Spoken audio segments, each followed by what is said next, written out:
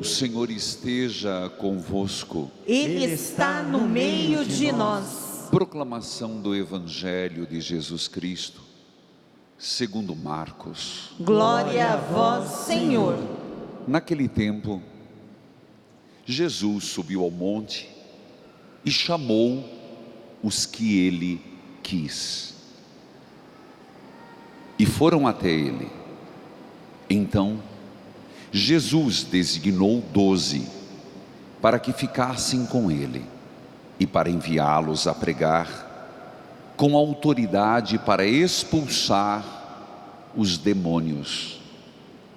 Designou, pois, os 12: Simão, a quem deu o nome de Pedro, Tiago e João, filhos de Zebedeu, os quais deu o nome de Boanerges, que quer dizer filhos do trovão, André, Filipe, Bartolomeu, Mateus, Tomé, Tiago, filho de Alfeu, Tadeu, Simão, o cananeu, e Judas Iscariotes, aquele que depois o traiu. Palavra da salvação. Glória a vós, Senhor. Que a palavra de Deus perdoe os nossos pecados. Amém. Amém. Querido povo de Deus, aqui presente no coração de Curitiba, o santuário de Nossa Senhora de Guadalupe e das Santas Chagas de Jesus. Filhos amados, nós estamos, e toda sexta-feira, nós pedimos a misericórdia de Deus. Por isso, Jesus, eu confio em vós. E começamos hoje um novenário, quando nós pedimos: fazei-nos, Senhor, promotores da paz e da justiça. Precisamos da paz. Mais do que dizer que precisamos da paz, eu e você temos que ser promotores desta paz, da paz e da justiça. E nesse contexto, Jesus, é impressionante os detalhes desse evangelho. Jesus sobe o monte, chama quem ele quis. Jesus chama. E como cristãos, e aqui todos batizados, temos que entender que o Senhor nos chamou. Somos chamados por Deus. Diz o texto: e eles foram até ele. Eu te pergunto, quantas vezes o Senhor nos chama? Porque o chamado do Senhor, ele pode em algum momento ser mais claro, mais nítido, mas o Senhor nos chama com muita constância. O Senhor nos chama. Quando, por exemplo, aquele homem que por causa, não vem ao caso, não justifica, a mulher tê-lo traído, descobriu a traição no dia da primeira comunhão da enteada, mas alguém que atenta contra a vida, o Senhor de alguma forma tenta alcançá-lo com a misericórdia e dizer: filho, você pode mais, teu momento é de luto, mas você vai superar. Assim também em nossa vida, quantas vezes Deus entra na nossa história de forma particular e nos diz algo, nos chamando, deixando claro um clamor. Todos nós temos que começar o ano, estamos começando, é janeiro, e perguntar: Senhor, qual o teu clamor para este ano? Qual o projeto? O que o Senhor está pedindo para mim? Onde eu devo ser mais zeloso, cuidadoso? E pasme, porque não é a mesma coisa que o ano passado. A vida não é linear, ela é como um elíptico. Nós passamos as mesmas datas de uma forma diferente. Qual o chamado de Deus para este ano na tua vida? E será E esse é o desafio. Eles foram. Qual a nossa resposta? Há uma disposição de movimento, de busca. Um outro aspecto importante no Evangelho: o Senhor escolheu os 12 e lhes deu autoridade para expulsar demônios. Não é brincadeira não, é bíblico. Expulsar o mal. Salmo 119, versículo 129, é uma perícope, e eu os convido a rezar hoje. Diz lá: Senhor, meu coração anseia por fazer a tua vontade, olhe com misericórdia para mim, tende piedade de mim, afastai-me de todo o mal. Esse poder o Senhor nos dá, esse poder o Senhor nos confere. Paz, instrumentos da paz e da justiça. A primeira leitura é um texto épico, que fala de Davi e Saul. E quantas vezes o Senhor nos disse: com a mesma medida com que medirdes sereis medidos. Que o Senhor tem misericórdia para conosco, não há dúvida. Mas Davi hoje nos mostra um fato impressionante. O relato que vale a pena a gente ler, fala que Deus entregou Saul, que fez muito mal para Davi. Se rebelou por inveja, porque Saul, como rei, começou a perceber que o povo gostava mais de Davi do que dele, no entender dele. Que nos cânticos, aqueles cantos que se falava dos feitos, Davi era exaltado. Inveja, ciúme, e decidiu matar Davi. Davi chega na gruta, só estou lembrando o relato, e tem a oportunidade de matar Saul, tanto que ele arranca um pedaço do manto e decide: não vou matá-lo. No outro dia procura Saul e diz: se eu te quisesse mal, por que você me persegue? Olha o manto, eu estive com a espada no teu pescoço. Meus irmãos, o que nos ensina isso às vezes, e com muita frequência, nós faltamos com a misericórdia, não somos promotores da paz, e às vezes nós somos ofendidos, nos provoca raiva, fúria, mas se agirmos como o Senhor, perdoando, sendo maiores do que nossos inimigos, a misericórdia de Deus paira sobre nós. Foi isso que Saul terminou dizendo: hoje eu sei que serás Deus, serás rei, e sei que governará com a mão de Deus o reino de Israel. Veja quanto ensinamento. Veja, de repente Deus está dizendo para você, para mim, como agir diante das dificuldades, das raivas, das inquietações, do desejo de vingança, quando temos todas as razões de dar um golpe. Recuamos pelo mandamento de Deus: perdoar sempre. Repito o questionamento: o que Deus está pedindo para você neste ano de 2020? É um questionamento importante.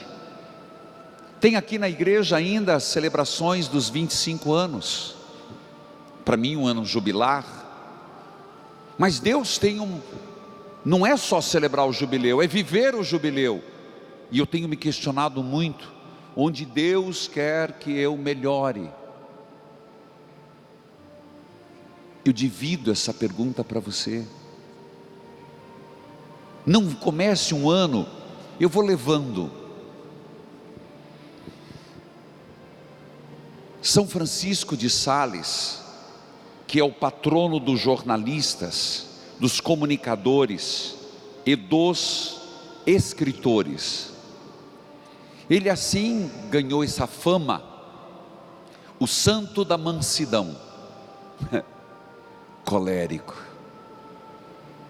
ele tinha uma fúria interior quase que irracível, um homem de difícil trato, mas se lapidou em Deus. Ele, como protetor dos jornalistas, vem de um fato muito simples. Ele foi designado por uma diocese como bispo. Não tinha povo na igreja, tinha ninguém nas missas. Esse homem, com muita simplicidade, escreveu a punho convites: espero você domingo na missa. E foi casa por casa colocando embaixo da porta. Você vai dizer uma coisa simples, mas um homem que no seu tempo evangelizou com as fermentas que tinha. Daí o patrono dos jornalistas, patrono da comunicação, mas também pelos seus escritos, não só por esse fato. Mas eu selecionei, falando nessa perspectiva de misericórdia, de crescimento. Gente, põe na tua cabeça assim: eu quero crescer humanamente esse ano, eu quero esse ano ser melhor, eu quero melhorar a minha espiritualidade com Deus, eu vou dar atenção a isso. Algumas dicas. Primeiro, são 9, mas a linha central de São Francisco de Sales, e eu fiz parte dos padres de São Francisco, dizia assim: tudo baseado no amar a Deus. Segundo São Francisco de Sales, o homem, e quando eu falo que ele era nervoso, irracível, colérico, ele era mesmo, e ele se lapidou no amor a Deus. Ele dizia: não há maior felicidade do que amar, mas para que esse amor seja pleno e nós sejamos trabalhados em Deus, ele dá algumas dicas, talvez sirva para mim e para você. Uma delas, confessar. Conserva sempre uma verdadeira dor dos pecados, por menores que seja. Tenha consciência e sempre uma firme decisão de corrigir dos pecados e não se acostumar a viver no pecado. E para isso, confesse com frequência. Segundo, paciência. Não limites a tua paciência só aos sofrimentos, mas em tudo que Deus permitir que passemos, receba com paciência. Mas você percebe no seu escrito já um ato de fé? Tudo o que Deus permitir que nesse ano eu passe, entendeu? Então nada, eu não consigo ver que as coisas são por acaso. As coisas têm um motivo, e aquilo que Deus permitir, eu aceito como uma permissão de Deus que dará um fruto, com paciência. Terceiro, mansidão. Santo Agostinho diz: feche teu coração à cólera. Por mais motivos que você tenha para se irritar, não dê vazão à raiva e à cólera, pois ela se enraiza de tal forma que depois você não consegue arrancar. Mas então, como é que faz? Na hora em que vir a cólera, a raiva, reze. Não tome atitude, não fale, não escreva, não telefone. Vai fazer errado. Na raiva, silencie e reza. Quarto, obediência. Para aprender a obedecer, entenda tudo como vontade de Deus. Mesmo quando contestado, mesmo quando criticado, viva as críticas como uma lapidação de Deus. Quinto, a castidade. Ocupe-se com a Sagrada Escritura, porque a palavra de Deus nos faz castos, porque nos lembra o que somos e a que viemos. Quanto mais nos descansarmos no coração de Deus, mais fácil teremos nossa alma purificada. Quanto mais repousarmos no coração do Cristo, mais casto seremos. Fuja da avareza. Sexto, porque querer possuir bens gerará ansiedade. É a mais pura verdade.